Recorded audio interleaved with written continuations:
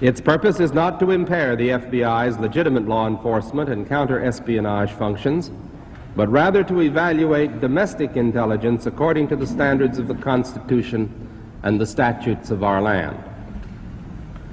If fault is to be found, it does not rest in the Bureau alone. It is to be found also in the long line of attorneys general, presidents, and congresses who have given power, rather, and responsibility to the FBI, but have failed to give it adequate guidance, direction, and control. Information is a powerful resource. One of the FBI's most significant features is its system for efficient processing, filing, and retrieving of the data it gathers. The potential dangers in this system are obvious. Today we are here to review the major findings of our full investigation of FBI domestic intelligence, including the COINTEL program and other programs aimed at domestic targets, FBI surveillance of law-abiding citizens and groups, political abuses of FBI intelligence, and several specific cases of unjustified intelligence operations. These hearings have one overriding objective: the development of sufficient information for Congress to legislate appropriate standards for the FBI. After the Senator's opening statement, Schwartz and Smothers began their presentation of the FBI irregularities, detailing the broad surveillance activities of the Bureau, mainly in the 1960s, and giving some notable examples. In the area of what they characterize as the New Left, an example of the overbreadth of the requirements for information laid on the field can be found in the document that's at 13-1 of your books. And in this document, the director of the FBI issued an instruction to all special agents of the Bureau as to the kind of information that he wanted them to collect and report on. Now, the number of items in the report are in letters from A through R and numbers under each one of those entries. I will just refer to a couple of the specific examples of what the FBI agents are required to report into the field. In the area of finances, who are the so-called angels for the group? In the area of publications, describe all the publications. In the area of religion, the policy of what the organization relating to its approach to religion, and any vehement statements made against religious bodies by leaders. Conversely, any statements of support for the movement by religious groups or individuals. In the area of political activities, any and all political activities in which so-called New Left leaders are involved, and details relating to their position taken on political matters, including efforts to influence public opinion, the electorate, and government bodies. In the area of education, all information concerning courses given, together with any educational outline, and together with what is the assigned or suggested reading. In the area of so-called social reform, all information on activities in connection with demonstrations aimed at social reform, whatever that may be. In the area of labor, all information, including all activity in the labor field. With respect to the public appearance of leaders, the identity of any leader who makes a public appearance on radio and television, and who appears before groups, for example, labor, church, and minority groups. And in connection with such appearances, the identity of the group, sponsoring the speaker, and a succinct summary of the subject matter discussed. In the area of mass media, influence of the New Left on mass media, and any indications of support of the New Left by the mass media. A wholly comprehensive listing of everything those people thought or did on any subject you can imagine they're having a concern with. Taking as a next example of how the intelligence, desire, seeks out information of scarcely relevant to subjects that we had thought the Bureau was concerned with in the area of women's liberation. Report after report about meetings of women who got together to talk about their problems. Now, how the Bureau got this information is not entirely clear, but it's apparently by informants. So we have informants running all over the country, checking up about what housewives are talking about in their efforts to decide whether women should have a different role in the society. Reports on particular women who said why they had come to the meeting and how she felt oppressed, sexually or otherwise. Reports on such important matters as the release of white mice by women at a protest demonstration. Reports on such other important matters as the women's liberation movement is interested in zapping the Miss America pageant at Atlantic City by protesting the standards and well, whatever they protest in Atlantic City. And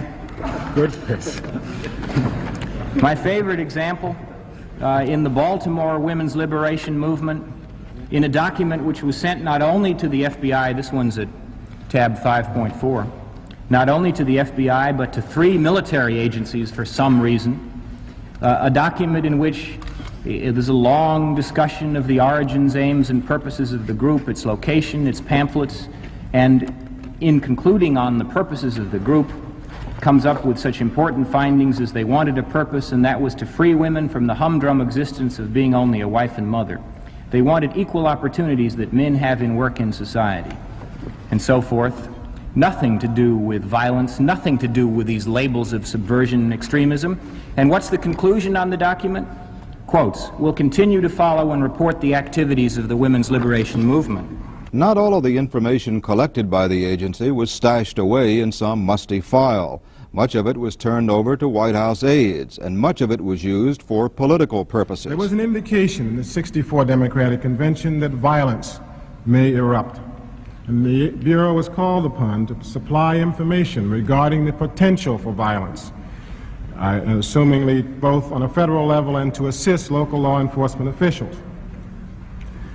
In addition to that, after infiltration of various groups, the challenge plan of the Mississippi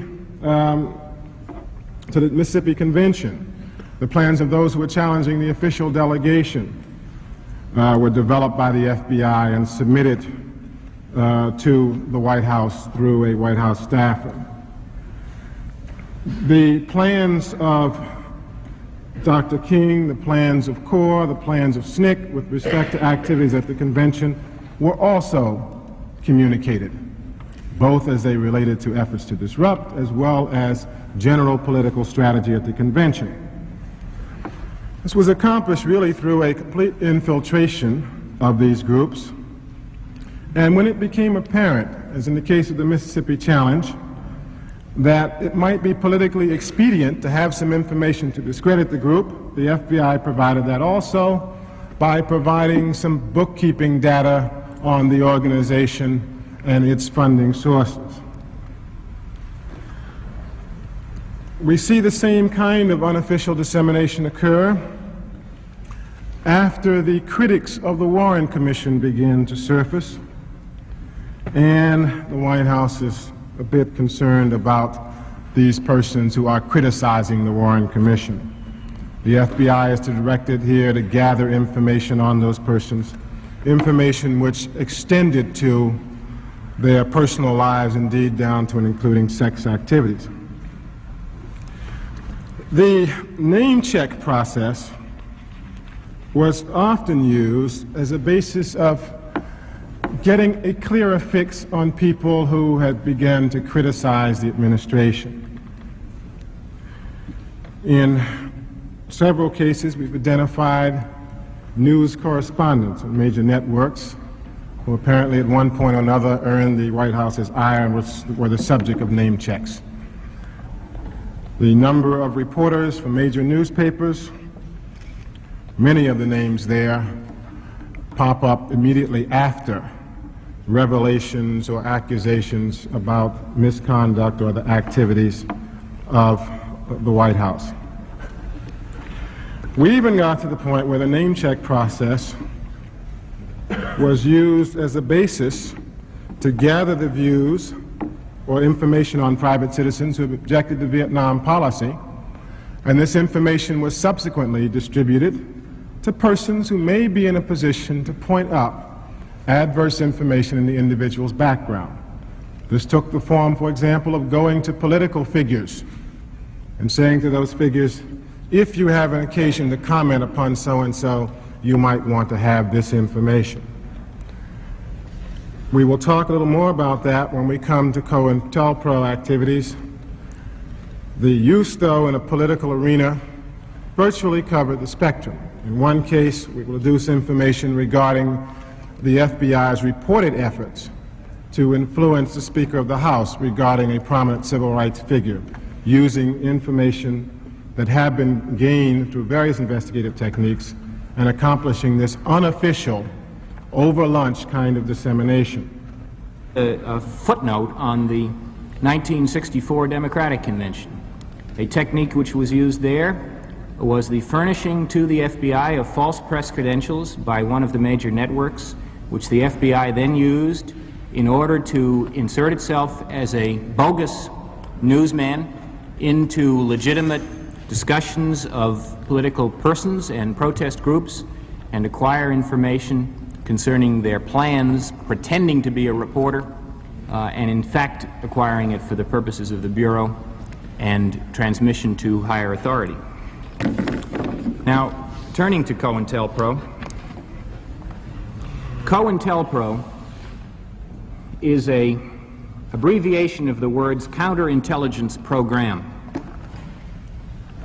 COINTELPRO is the name for the effort by the Bureau to destroy people and to destroy organizations, or as they use the words, disrupt and neutralize.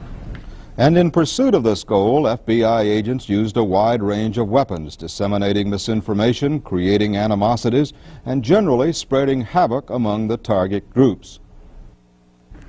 One of the other techniques utilized was to destroy the job or family life. And family life was a particularly opportune target in the Bureau's view,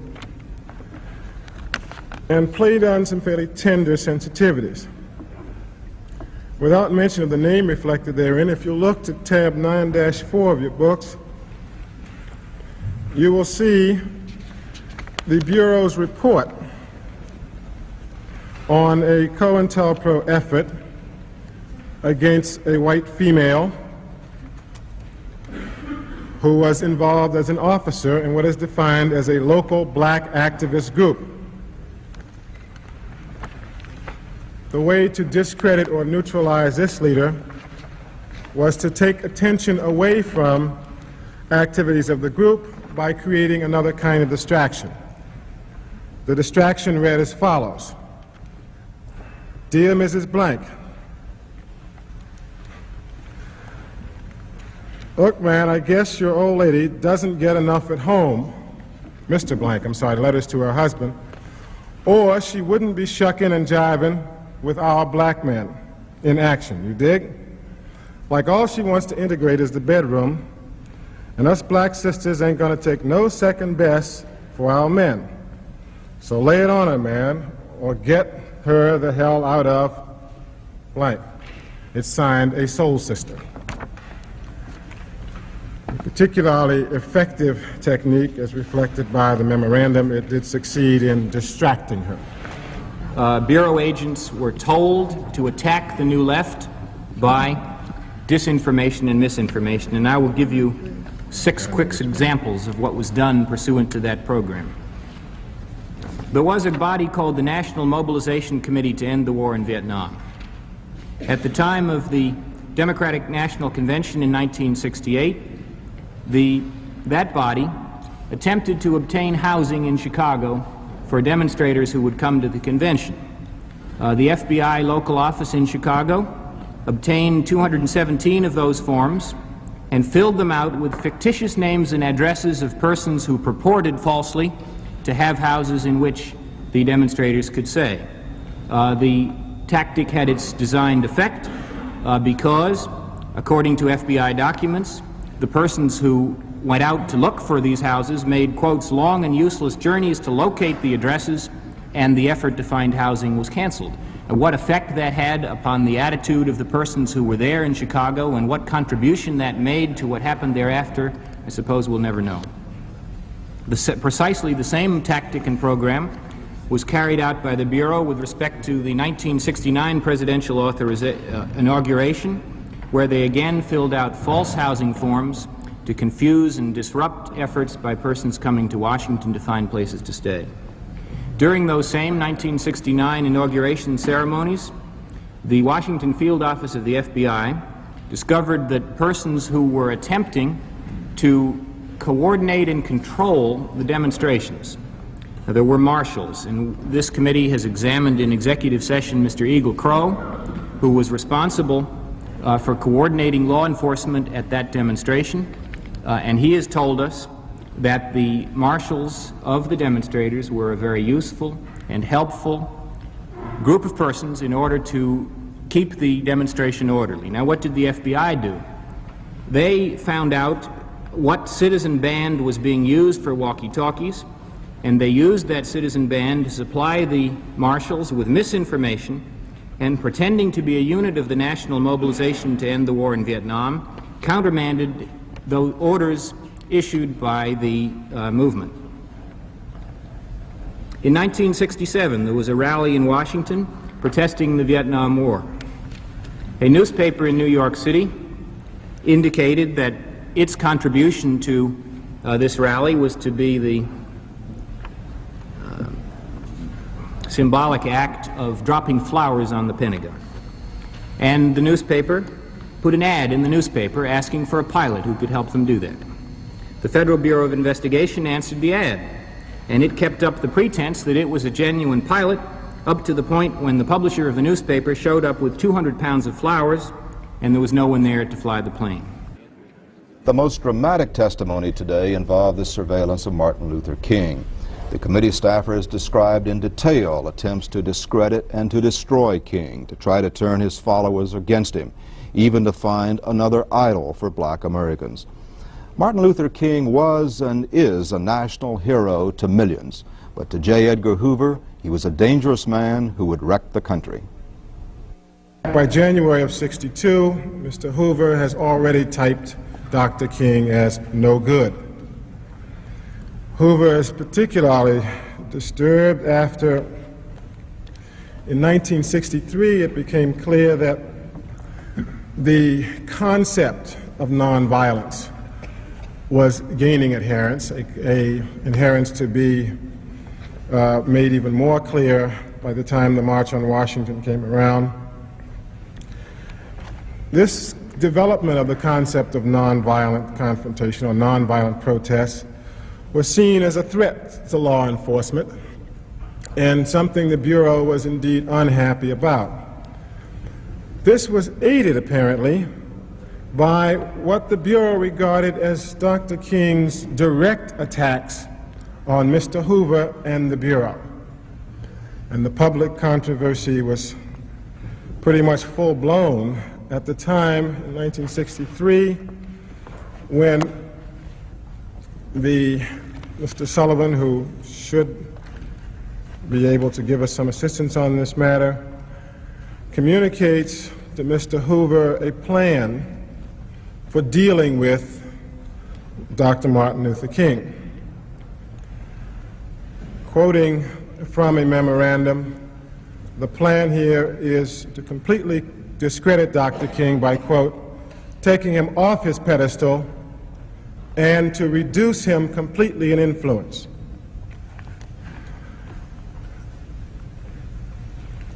In its effort to reduce Dr. King in influence, to take him off his pedestal and to change, if you will, his image before the masses, we begin to see we began to get some insight into the thought process of the FBI at this time. The thinking was that this would not be a terribly difficult task. The memo indicated, for example, that this can be done and will be done. Obviously, confusion will reign, particularly among the Negro people. The Negroes will be left without a national leader of sufficiently compelling personality to steer them in the proper direction. So the FBI decided that if they were going to take King off his pedestal, it was a part of their task to find and bring into prominence a new, quote, national Negro leader. After the March on Washington, there was an acceleration. He was defined because of his speech in that demonstration in Washington as the most dangerous and effective leader in the country, and there was a paper battle within the Bureau as to how best to attack him, and he was attacked. After Time magazine named him as Man of the Year, again the Bureau finds that reprehensible, believes it must attack and destroy. When he was given the Nobel Prize, again they seek to discredit Dr. King with the persons who welcomed him back from that award. When he began to speak out against the Vietnam War, there's a new crescendo of efforts by the Bureau to discredit and destroy Dr. King. When the Poor People's Campaign took place, once again, they go after Dr. King. And their activity to go after Dr. King didn't even cease when he died, because as Congress began to consider the question of whether or not Dr. King's birthday should be made a national holiday, the Bureau developed plans to call in friendly congressmen for off-the-record briefings concerning King in the hopes that those congressmen could keep any such bill from being reported out of committee. The period surrounding the March on Washington and directly following it is particularly revealing. A report was written for the director by his chief intelligence officer, reporting that the Communist Party, in fact, for 40 years had been trying to control the Negro movement, and that it had always failed, and that its efforts in connection with the March on Washington were infinitesimal. This was not accepted by the director of the FBI. He found that thinking wrong, unacceptable, and said that it must be changed, and it was changed. And then we find paper coming in which the lower level people in the FBI apologize for having misunderstood matters, and on they go with this effort to discredit, and start they do the bugs on Dr. King. The FBI sought to prevent the Pope from meeting with Dr. King. It intervened with a cardinal. To prevent the Pope? The Pope. From meeting with Dr. King? It did. And when the Pope, despite that effort, did meet with Dr. King, the FBI documents record the adverb astounding. Must have been Pope John, was it? It was in 1964. Now, someone's got to help me on that. Who was the Pope then? Pope Paul. Was it Pope Paul? In any event, that effort didn't work. The paranoia, the belief that American citizens couldn't deal themselves with Dr. King is indicated by this story. At one point, Governor Rockefeller was planning a trip to Latin America, and the Bureau felt that it had to approach Governor Rockefeller so he was planning to see Dr. King before going, so that he could be warned of what a great danger Dr. King was. This effort went on and on and on. Each time that he was doing something important, there was an effort to discredit him. Each person who the Bureau felt could give further credit, further recognition to Dr. King, an effort to stop that from happening. The Bureau went so far as to mail anonymous letters to Dr. King and his wife, which were mailed shortly before he was awarded the Nobel Peace Prize, and finishes with this suggestion. King, there is only one thing left for you to do. You know what it is. You have just 34 days in which to do it. This exact number has been selected for a specific reason. It has definite practical significance. It was 34 days before the award. You are done. If I can interrupt, that was taken by Dr. King to mean a suggestion for suicide, was it not? That's our understanding, Senator. Who wrote the letter? Well, that's a matter of dispute. It was found in the files of Mr. Sullivan, who was the assistant director of the FBI and was heavily involved in these programs. He claims that it's a plant in his files and that someone else in the Bureau, in fact, wrote the document. The document which was found is a draft of the letter, which was the anonymous letter which was actually sent. Is there any dispute that the letter did in fact come from the FBI? We've heard no dispute of that. One thing that is very clear as we examine the King information is that the FBI has not only presumed to know an awful lot about the movement which Dr. King headed, but that many of its fumbling efforts, many of its failures to convince people that Dr. King should be discredited, was born out of the ignorance and, if you will, the very clear racism at large then in the agency. A particularly revealing aspect of the Bureau's approach to the question, even at a time when they were examining the so-called Negro question, is evidenced by the response to a memorandum which then Attorney General Kennedy wrote to Mr. Hoover. Mr. Kennedy wrote a memorandum asking Mr. Hoover how many Negro special agents he had. Mr. Hoover wrote back, "We don't catalog people by race, creed, or color." And now reading from Mr. Sullivan's transcript on the point, it was assumed by Mr. Hoover that this would take care of Mr. Kennedy. Mr. Kennedy came back with another very nice letter. That's a little laudatory attitude. You are commended to have it. But I still want to know, how many Negro special agents do you have? So we were in trouble. It so happened that during the war, he had 5 Negro chauffeurs. So he automatically made them special agents. Did not matter whether they finished college or high school or grammar school or had a law degree. So now we wrote back and said we had 5. Then Mr. Kennedy came back and said this was atrocious. At the time, according to Mr. Sullivan, the FBI had 5,500 special agents.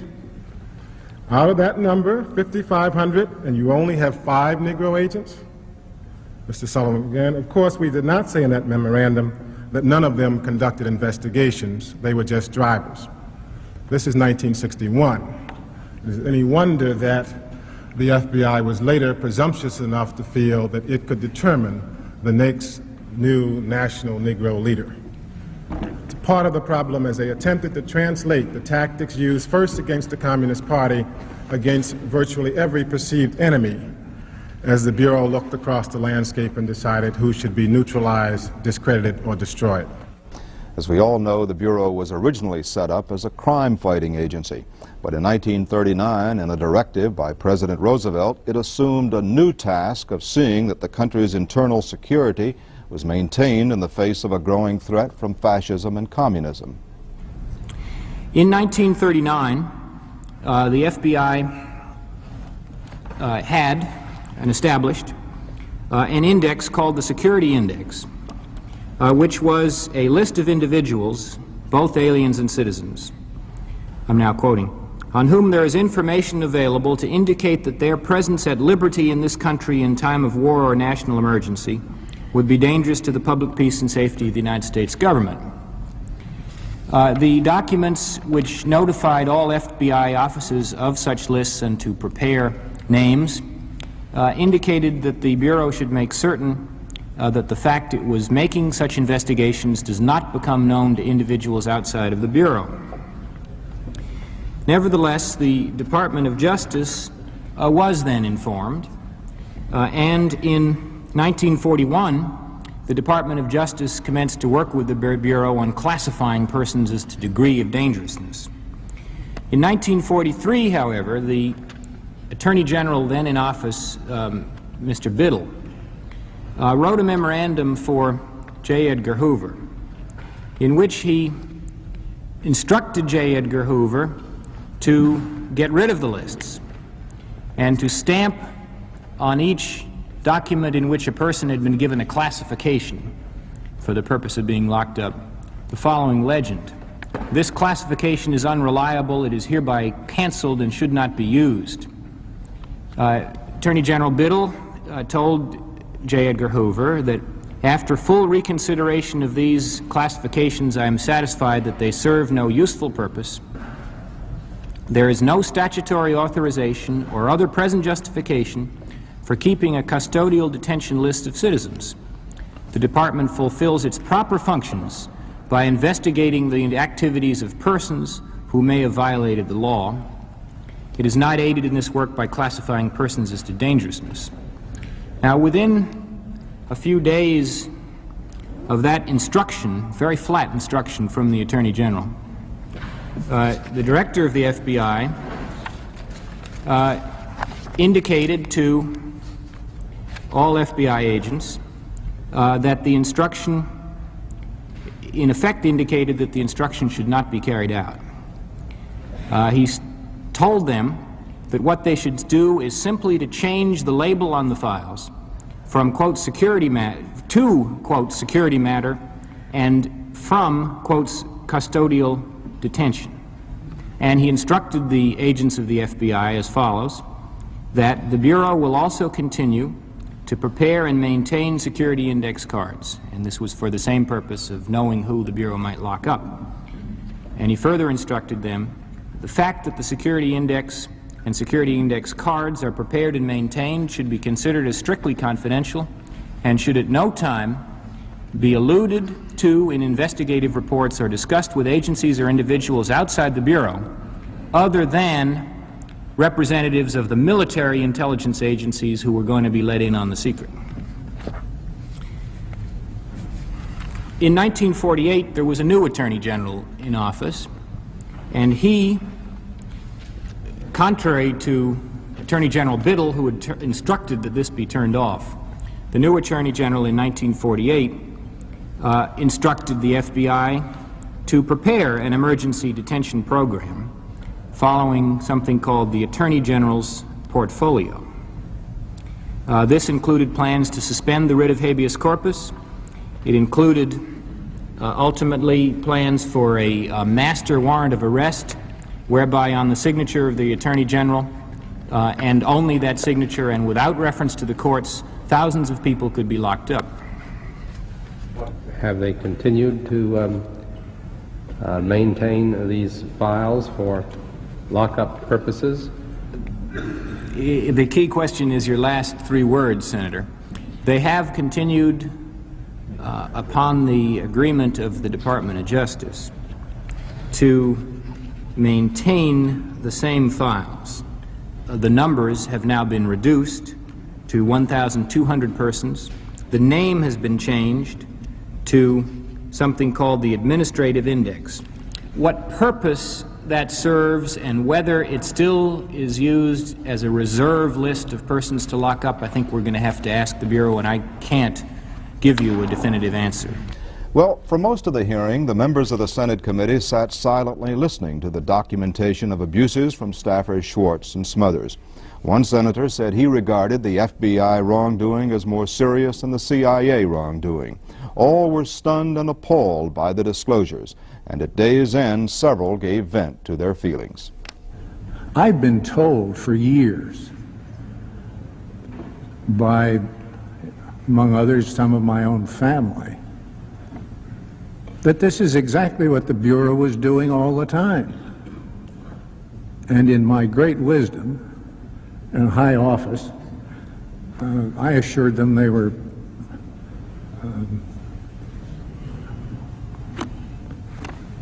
on pot. This just wasn't true.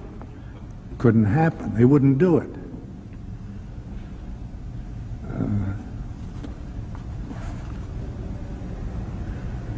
What you've described is a series of illegal actions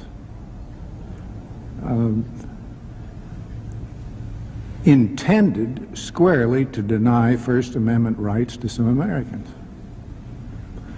That's what my children have told me is going on. Now, I didn't believe it. The trick now, as I see it, Mr. Chairman, is for this committee to be able to figure out how to persuade the people of this country that indeed it did go on. And how shall we ensure that it never happen again? And I would hope, as we lead to the strengthening of the FBI in the criminal field, we impose very clear and unquestioned limits so that this kind of unrestrained, illegal, secret intimidation and harassment of the essential ability of Americans to participate freely in American political life shall never happen again.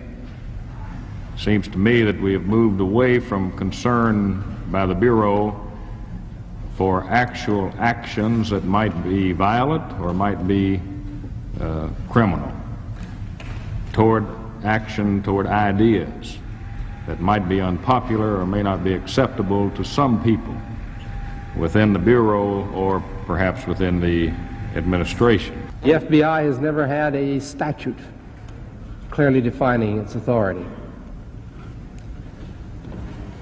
And after all these many years, this is the first serious congressional investigation of its activities.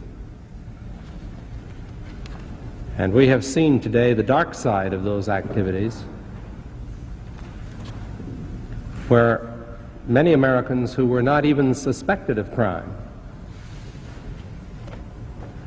were not only spied upon, but they were harassed, they were discredited, and at times endangered through the covert operations of the Federal Bureau of Investigation. Such revelations place a serious responsibility upon this committee to see to it that that can't happen again. Fritz Schwartz, as a result of the committee's investigation, did you ever learn who wrote that letter to Martin Luther King or who authorized it? Well, I think it was a man called Sullivan who we examined. Actually, Senator Montail took his deposition up in New Hampshire, and then he died before we could call him at a public hearing. But he was head of the domestic intelligence group under J. Edgar Hoover, and I think he was the person who did it.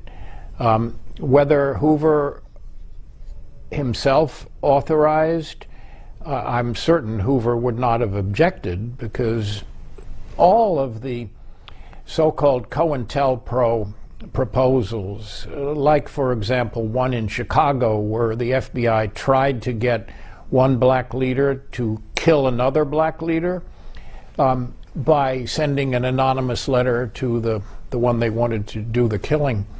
But all of those actions were authorized by Hoover, and he would say, okay, go ahead and do it so long as you don't embarrass the Bureau. That was the exact word, so long as you don't embarrass the Bureau, by which, of course, he meant so long as you can keep it secret. But we didn't find internal evidence in the FBI beyond our being certain that Mr. Sullivan had been responsible for producing that letter. We didn't find internal evidence about whether the approval went up to Hoover. A lot of Hoover's documents, the day he died, his famous close secretary and one of his closest aides went through his files and destroyed a lot of them. Fortunately, they didn't destroy everything, and we found an enormous amount, but it may be there was a Hoover approval of the suicide letter, but that was one of the things that was destroyed. I don't know the answer to that. Mr. Maxwell, do we know, did the committee find out what impact this had on Dr. Martin Luther King at the time? Well, I think it was, I'll leave that to Fritz to answer, because Fritz was much more deeply involved in the domestic side than I was. So, All right. Was there any witness who testified whether or not the FBI's, was Dr. Martin Luther King aware of the FBI's surveillance of him, and did it affect his activities? Yes, he was, and yes, it did affect his activity, but it didn't suppress his activity. But that letter, which was received and talked about not only between King and his wife, but between King and his close advisors, was of great concern to them. It just proved further the extent to which the FBI was trying to hurt them. I mean, the FBI peddled information about King to the Pope, to the White House, to universities, to foundations, to foreign leaders. They tried to prevent his getting the Nobel Peace Prize. But you know, Eliot made a great point, where he used Phil Hart for this. The King, of course, is a known counter leader to the practices of J. Edgar Hoover, but the FBI did things that injured all kinds of people. Civil rights leaders, where they would write anonymous letters trying to break up marriages. Unitarians from Ohio who traveled to Chicago for the Democratic Convention in 1968, where the FBI used false information to have them not have housing and get all mixed up in where they were staying. An actress who did commit suicide after the FBI had peddled information about her relations with people of another race. And it was deeply, deeply disturbing that a law enforcement agency knowingly and intentionally violated the law and did it in ways that were designed to hurt lots of ordinary people and lots of significant and famous people. In just a few minutes, you're going to see 30 minutes of the Deputy Associate FBI Director, whose name is James Adams, who appeared before the committee the day after the Martin Luther King revelations. But to give you a taste for what that 30 minutes is like, let's show you a short clip of Democratic Senator Phil Hart questioning Director Adams. It's the segment that we just heard about from Mr. Maxwell. Let's watch. There were an awful lot of people who never got close to a Nobel Prize, whose name is Jones and Smith, that my review of the file show had violence done to their First Amendment rights. And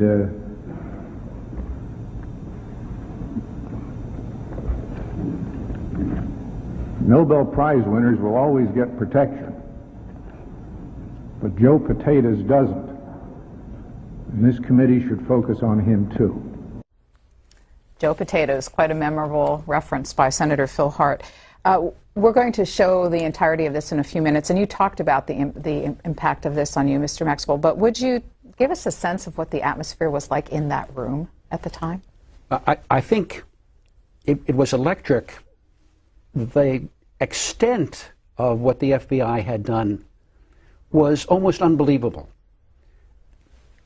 And it came against a public backdrop about the FBI, which was the crime busters, the elite police activities on the federal level, incorruptible, unbeatable, a bulwark of American institutions.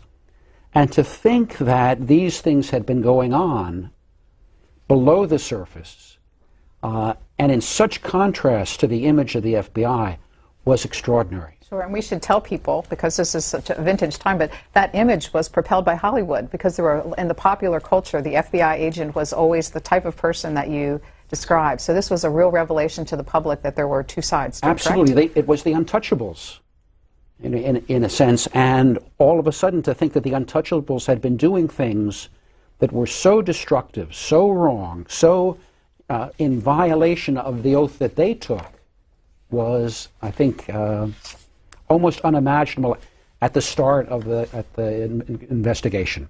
So thanks to Elliot Maxwell and Fritz Schwartz for setting the stage for this. And up next, you're going to see from November 19th, 1975, the PBS broadcasting of this hearing. And it's anchored by Paul Duke, which might be a familiar name to many of you watching. And it's the edited highlights of testimony of Deputy Associate FBI Director James Adams. Let's watch. From the outset today, it was plain that much of the interrogation would revolve around the committee's disclosures yesterday of the attempts to discredit Dr. King, an intensive campaign that was waged over a 7-year span. The hand of Hoover was everywhere in the harassment of Dr. King. Adams told of 25 separate acts, acknowledging there was no legal basis for any of them. As we pick up the proceedings, Adams is being questioned about an anonymous letter sent to Dr. King in 1964, shortly before he received the Nobel Peace Prize, a letter which some suggest was an attempt to induce suicide. Democratic Chairman Frank Church quoted directly from the letter. King, there is only one thing left for you to do. You know what it is. You have just 34 days in which to do this. Exact number has been selected for a specific reason. It has definite practical significance. You are done. There is but one way out for you.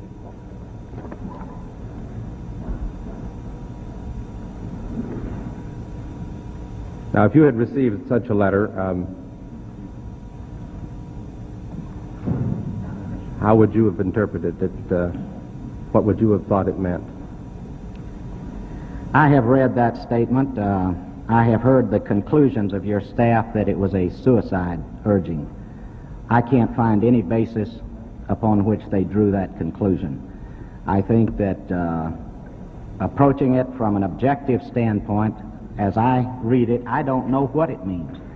I think rather than a conclusion, it should be a speculation in a realm of possibilities as to what was intended. But I cannot, I don't understand the basis for it. It's a possibility, but I certainly would not reach such a conclusion from my reading of that statement. Now, if you had received a letter of this kind, and it had been directed to you, and you were in Dr. King's position, and you read, King, there is only one thing left for you to do. You know what it is. You have just 34 days in which to do it. Now that happens to roughly correspond to the time before which he was to receive the Nobel Peace Prize. What would you think that meant? I would have to consider what I was being accused of. I would have to consider what the facts were. I would have to consider what the intent of the person was. Writing such a note coming just before Christmas, I don't know if it means is an urging to repent from something this person, whoever he was that sent it. I have no idea what it means. Certainly no Christmas card, is it? It's certainly no Christmas card. It reads, you are done, there is but one way out for you. What does that mean? I don't know. I don't know if it means confession. I don't know if it means